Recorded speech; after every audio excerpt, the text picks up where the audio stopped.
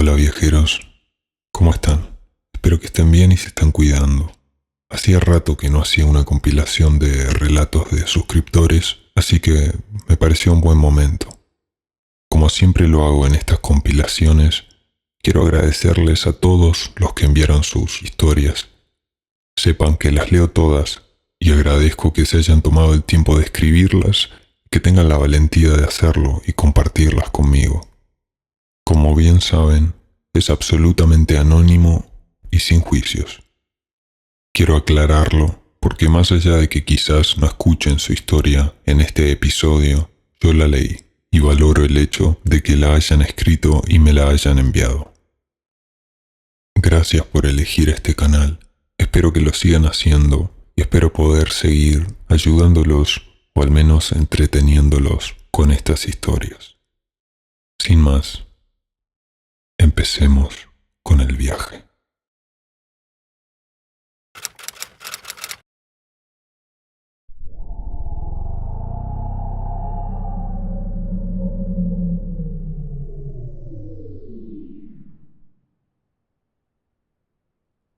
Esta historia es relativamente reciente. Ocurrió hace 3 años. Aunque antes de narrarla, quisiera compartir mi experiencia con las drogas.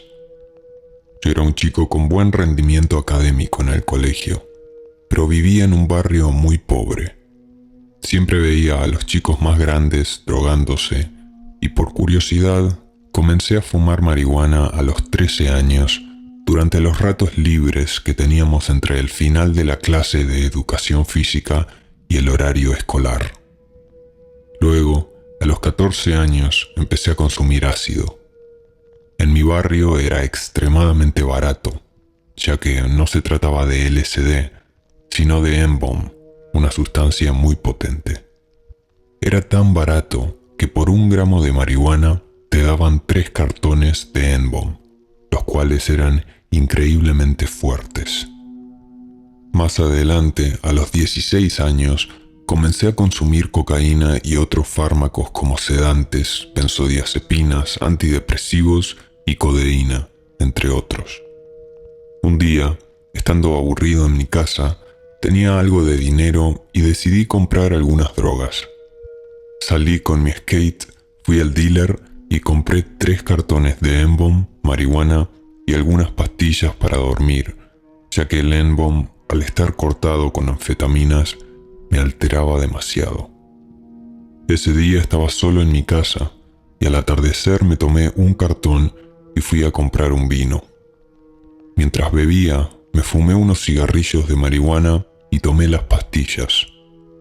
Después de un rato, no sentía los efectos del N-Bomb y pensé que los cartones estaban fallados, así que decidí tomarme los otros 2.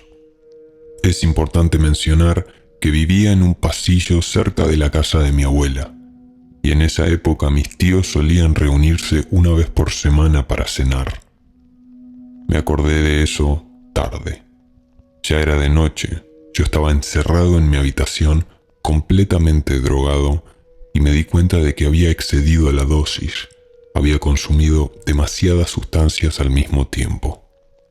De repente, escuché que alguien tocaba la puerta y en ese instante comprendí mi error. Era sábado y mi familia se estaba reuniendo en la casa de mi abuela para cenar. Me levanté para abrir la puerta y era mi tía, quien venía a buscarme para que me uniera a la cena. Al ver mi rostro, me preguntó si estaba bien. Le respondí que sí y fui con ellos. En ese momento, aún no había llegado al punto máximo de los efectos de las drogas. Siempre había convivido drogado con mi familia y sabía disimular muy bien. Pensé rápidamente en una excusa para evitar quedarme allí. Entonces, se me ocurrió una idea absurda. Si me lastimaba la boca, no podría comer y podría regresar a mi casa. Así que ejecuté mi plan y me herí con el tenedor mientras estábamos todos en la mesa. Comencé a sangrar por la boca, me levanté de la mesa y en ese momento abrí los ojos. Estaba acostado en mi habitación con los ojos cerrados. Todo lo que había ocurrido hasta ese punto había sido una alucinación. Estaba delirando. Me había mordido la boca por dentro. Cuando me di cuenta, sentí mucho miedo, pero me calmé al recordar que no tendría que lidiar con toda mi familia en esa situación. Sin embargo, en ese preciso instante, escuché la puerta de nuevo. Pregunté quién era y era mi tía, casualmente, buscándome para cenar. Le respondí que no iría porque me sentía mal y no quería comer. Recordé la película Destino Final, en la que una persona tiene visiones de una escena en la que todos mueren y cuando despierta se da cuenta de que las señales de esa visión se están manifestando en la realidad. Mi miedo fue tan grande que decidí huir de mi casa. Corrí varias cuadras y lo siguiente que recuerdo es haber despertado al día siguiente en un banco de una plaza. No tengo recuerdos claros de lo que ocurrió después de que salí corriendo, pero cuando me desperté tenía en mi bolsillo una hoja con lo que parecían ser jeroglíficos, escritos de una manera completamente ilegible, probablemente debido al estado en el que me encontraba. Revisé mi celular y vi que le había enviado un mensaje a un grupo de WhatsApp que comparto con mis amigos, en el que decía: «La muerte me persigue». Aunque el mensaje estaba escrito de una manera muy desordenada y confusa. También había enviado muchos mensajes y audios a algunas chicas que me gustaban, lo que me lleva a pensar que, a pesar de todo, no la pasé tan mal. Algunas de ellas me preguntaron si estaba borracho o qué me pasaba, pero no había ningún mensaje que sugiriera lo que había ocurrido realmente esa noche. Así concluye esta historia. Espero que la lean, que les guste y que les cause alguna impresión. Hoy en día tengo 20 años y he dejado todas las drogas, excepto la marihuana que fumo a diario. Sin embargo, ahora estoy en un proceso de desintoxicación y ya llevo 3 semanas sin fumar. Saludos.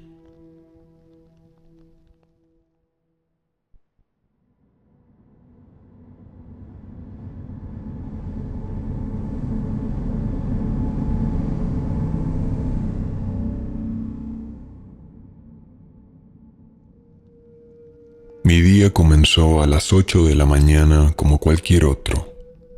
Sin embargo, no había dormido bien la noche anterior, lo cual ya me dejaba algo debilitado desde el inicio.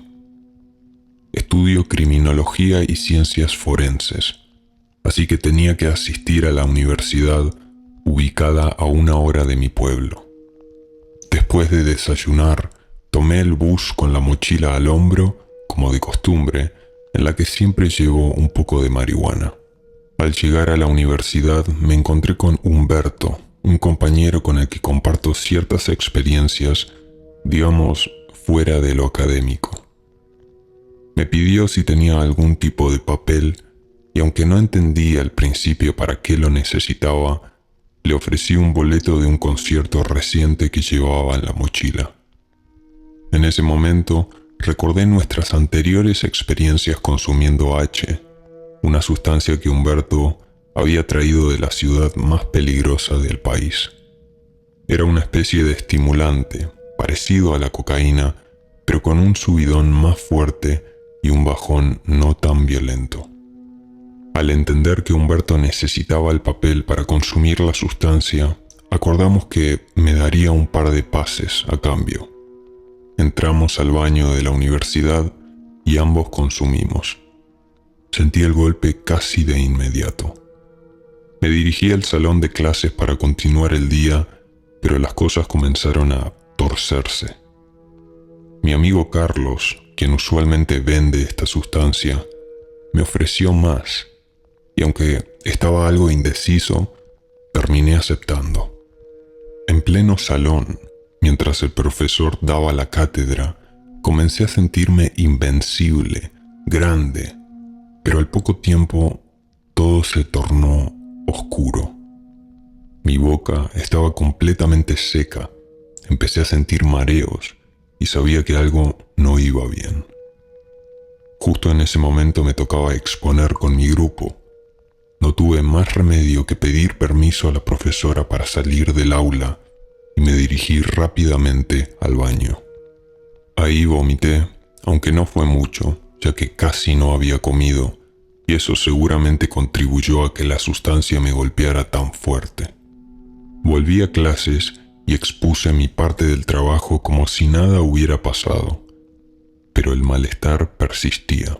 Comenzó una sensación de psicosis, como si todos supieran lo que había hecho.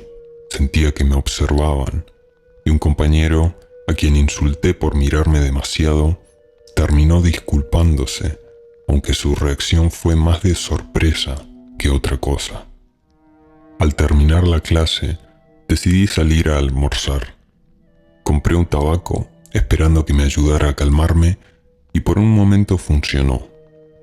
Carlos, que parecía notar mi malestar, me ofreció marihuana, diciéndome que me ayudaría con las náuseas.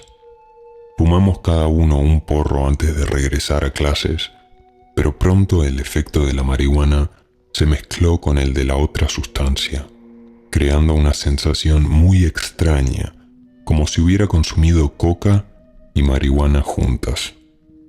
Durante la clase de la tarde, el profesor se ausentó por una reunión y pedí a la chica que se sentaba junto a mí que me dejara acostarme en la mesa porque sentía que no iba a poder resistir mucho más.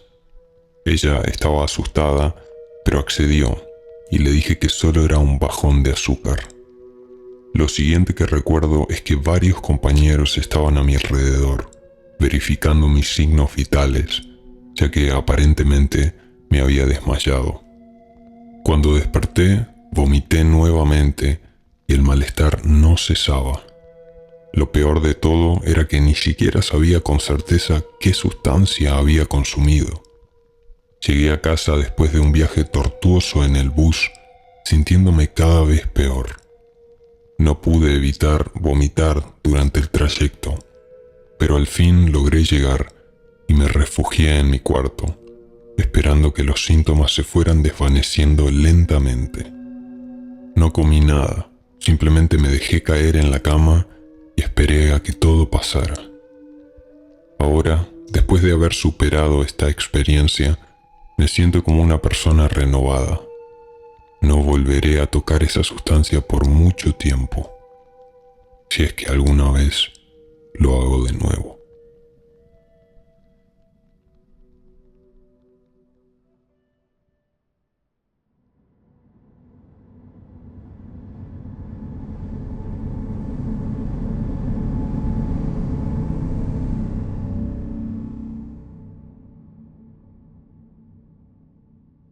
El mal viaje como maestro. Si no es por una curiosidad o por el anhelo de experimentar nuevas cosas, el consumo de ciertas sustancias es motivado muchas de las veces por una búsqueda. Uno se busca a sí mismo, se quiere encontrar, se quiere conocer. A veces un conflicto interior, una herida, el no encajar nunca en el mundo, nos convierte en buscadores. Esta búsqueda nos lleva muchas de las veces a intentar nuevas formas de experimentar el mundo. Este fue mi caso, el querer encontrar un camino, mi camino. Una adolescencia conflictiva me arrancó de mi lugar en el mundo. Falta de identidad. Cuando menos esperaba, poco más allá de los 24 años, el conflicto se había vuelto todo un caos.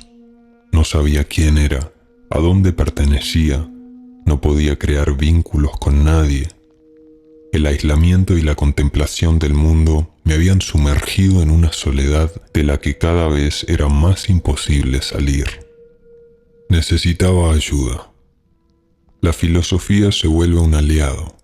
La lectura se convierte en un camino. En ese mundo del buscador, las posibilidades más extravagantes aparecen como guías o ayudas. Así, de pronto das, como en mi caso, con la ayahuasca. Pocas referencias tenía acerca de ella, ¿Acaso imágenes de serpientes amenazantes, formas y colores que pertenecían a otras dimensiones, ciudades exóticas y miradas abominables? No sabía muy bien qué esperar. Sabía, sin embargo, que la experiencia con ayahuasca iba a permitirme arrancarme del mundo y permitirme ver otros mundos, otras posibilidades de mí mismo. No estaba seguro, pero el instinto y la intuición me decían que era el camino correcto, que me dejara llevar. Eso hice. Me dejé llevar. Cuando uno se mueve en estos mundos extraños de estados de conciencia no ordinaria, cuando uno empieza a conectar con sus estados más oscuros, las casualidades dejan de ser eso, casualidades, y aparecen como elementos sincrónicos que parecen querer decirnos algo, como si la realidad intentara comunicarse con nosotros en un lenguaje cerrado, solo comprensible para el que esté listo para entenderlo. Eso pensé, y no podía estar equivocado, porque la ayahuasca apareció en mi vida en un momento crucial, y llegó sin mucha dificultad, casi buscándome ella a mí y no yo a ella. En el mundo de la ayahuasca se dice que es la planta la que aparece en tu vida cuando estás listo. No necesitas buscar mucho. Ella sabe cuándo es el momento. Y ahora lo confirmo. Navegando en internet hace ya casi una década, cuando no era tan fácil el acceso a mucha información, di con un blog muy poco elaborado, sin mucha información, con tan solo la información de un chamán del desierto de Sonora, el chamán de Cerro Prieto. Venía un número de teléfono. Marqué sin pensarlo y me contestó el propio chamán. Le dije que estaba interesado. Me sugirió que revisara el calendario de sesiones que se encontraba en el mismo blog, en el mismo sitio de internet, para que pudiera organizar mi viaje en caso de tener que viajar. Cuando revisé el calendario, di con la primera sorpresa. La sesión más próxima en el calendario sería en Tijuana, en la ciudad donde vivo, y era una sesión especial para 2 personas que estaban tratando una adicción a la heroína. Sin mayor dilación, me apunté para esa misma sesión de 2 personas, en donde yo sería el tercer integrante. Las recomendaciones del chamán fueron simples. Preferentemente durante las últimas 2 semanas, alimentarme de comida ligera, especialmente verduras y un poco más. Beber bastante agua y no ingerir sal en las comidas para limpiar el cuerpo, mantener abstinencia sexual. También me sugirió que fuera con claridad mental, sin esperar nada ni alimentar mi mente con supersticiones ni con ideas extrañas. Solo bastaba mi buena disposición para vivir la experiencia, sea lo que sea que tenga que ocurrir, aceptarla sin más. Seguí todo al pie de la letra. En el momento del encuentro, el chamán no dijo nada sobre la experiencia, sobre lo que pudiera esperarnos o no. Se tomó unos minutos para hablar con cada uno de nosotros, aunque no nos dio información, ni nos habló de otros mundos, ni nada por el estilo, sino que más bien pienso que intentaba tranquilizar nuestros posibles nervios, porque solo parecía que preguntaba para alimentar nuestra confianza preguntas como: ¿estás nervioso? ¿Qué te gustaría sanar si tuvieras la oportunidad de sanar algo? Como si estuviera intentando aclarar nuestras mentes. En un momento, ya ganada la confianza, le pregunté qué podíamos esperar, que si había otros estados de la realidad que no podemos ver con la conciencia ordinaria. Él, con mucha tranquilidad y siempre con una sonrisa, me respondió: bueno, ya están cerca de saberlo.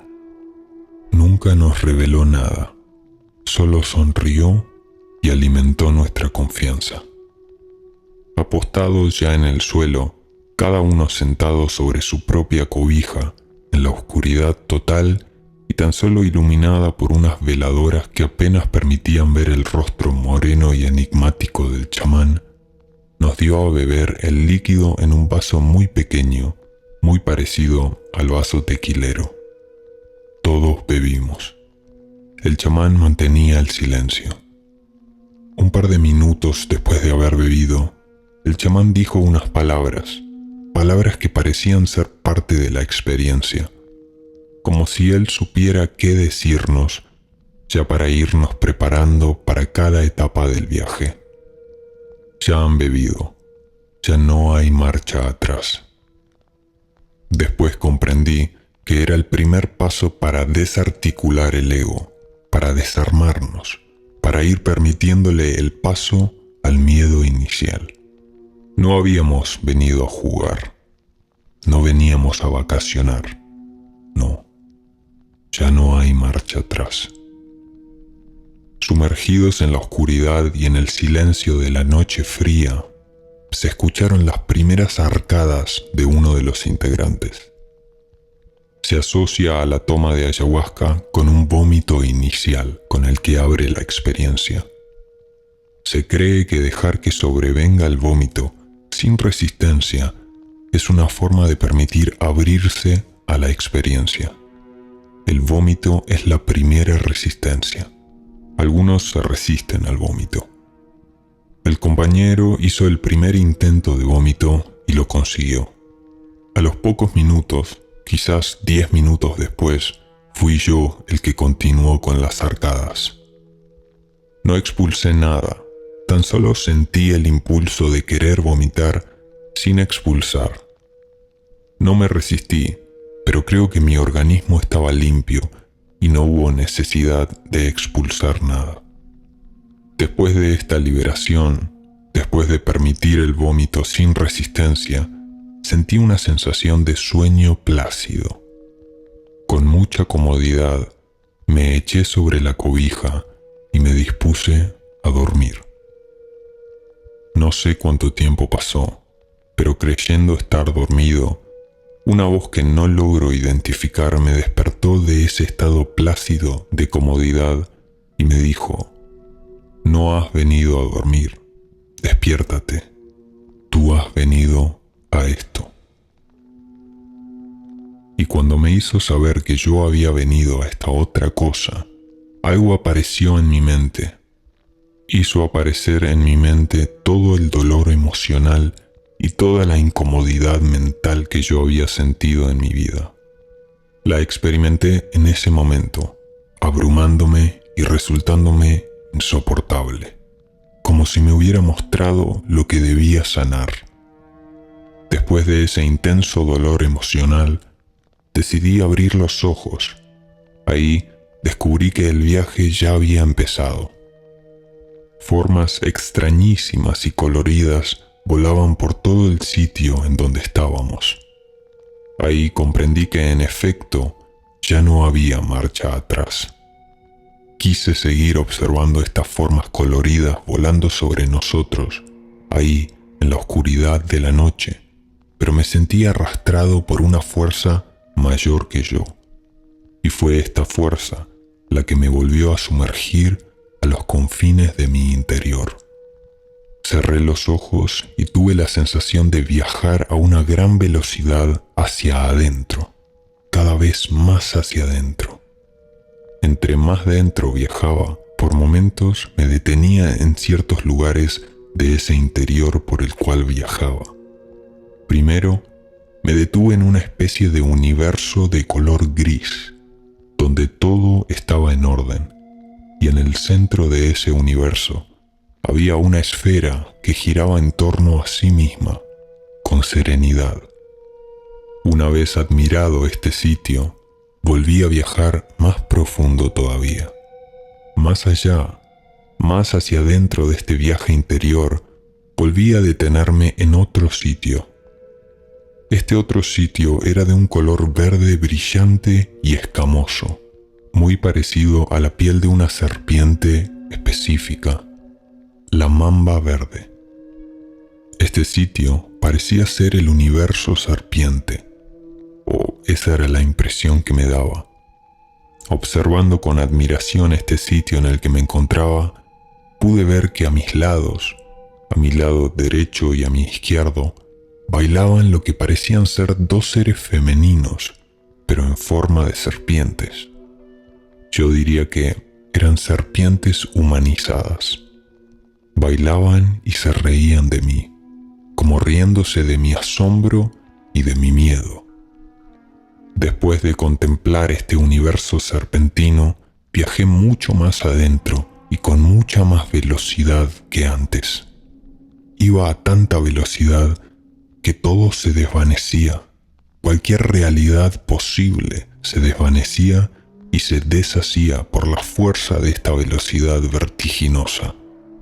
Cuando me sentí desesperado de viajar por tanto tiempo a una velocidad imposible de concebir, me detuve en un espacio en blanco, o quizás, mejor dicho, impreciso, indefinible. En este sitio, o mejor dicho, en este estado en el que me encontraba, ya no había nada, ni mundos posibles, ni universo serpiente, ni universos de ningún tipo, nada. Tenía la impresión de haber dado con el último estrato de la realidad. En ese estado, sintiendo una desolación infinita, intenté aferrarme a algo, a lo que sea. Pensé en mi hermano, y una voz o algo que se comunicaba de alguna manera conmigo me preguntó con una sonrisa burlesca: ¿qué hermano? Le respondí: mi hermano, el de siempre. Mi hermano Daniel.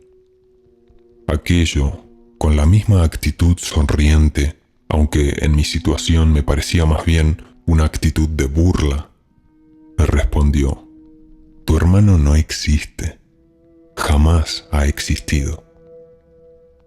Ahí fue la primera gran confesión. Todo es una ilusión, nada es real, nada ha existido nunca. Esta verdad me resultó insoportable y sufrí. Tuve la sensación de estar en ese estado, sufriendo por esta verdad durante 1000 años. Después de haber pasado 1000 años ahí, volví a viajar todavía más profundo. En este momento viajé tan profundo que llegué a un sitio todavía más allá, más lejos, y en este sitio se me revelaba otra verdad. Tú eres todo. Desde una palmera, el mar, una cucaracha, el sol, la existencia. Tú eres todo. Cuando se me dijo esto, miré delante de mí una imagen difusa y amorfa en donde estaba mezclada la totalidad de lo real. Desde una palmera, pasando por el sol, por una cucaracha, todo estaba ahí, como posibilidad. Sin poder ir más allá, desperté. Estaba a un par de horas de amanecer. Dormí quizás 1 o 2 horas. La primera sensación no más despertar en la primera hora del día, junto a mis compañeros de sesión, con el chamán sentado frente a nosotros y todavía despierto, velando nuestro viaje, fue la de haber vuelto a nacer. Sentí lo que seguramente sentí cuando vine al mundo al salir del vientre de mi madre. Miraba todo a mi alrededor con una grata sorpresa. Sentía mi cuerpo y mi respiración. Sentía lo que se siente estar vivo. La sensación en ese momento era indescriptible. Nadie puede imaginar qué se siente viajar a los confines de la realidad para regresar después al cuerpo. No se puede explicar. La vida después de esta experiencia se vive de manera distinta. Se sabe ya que todo es una ilusión. Los primeros días, los primeros meses después de esta experiencia, se vive con el peso de esta verdad. Uno quisiera a veces volver atrás y no saber esto, no saber que todo es una ilusión. Pero ya no hay vuelta de hoja. No puedes no saber lo que ya ahora sabes. Te toca vivir con ello. Ahí empiezas a aprender a vivir, porque sabes que nadie tiene culpa de nada, que nadie más que tú es el responsable de todo cuanto existe. Ahí adquieres la responsabilidad última, la responsabilidad no de ti, sino de todo lo real. Descubres, por ejemplo, que tú mismo eres la guerra que se produce en aquel o en este continente, que tú eres el responsable del estado de las cosas presentes, tanto de la política como de la historia, como de los gorriones cantando al amanecer. Tú eres la esquizofrenia y la no esquizofrenia. Tú eres los otros y los otros cuando te miran a ti a los ojos, cuando coincide tu mirada con la de ellos, no es más que la conciencia viéndose a sí misma. Pero con palabras esto no podrá comprenderse jamás. Preciso es sentirlo.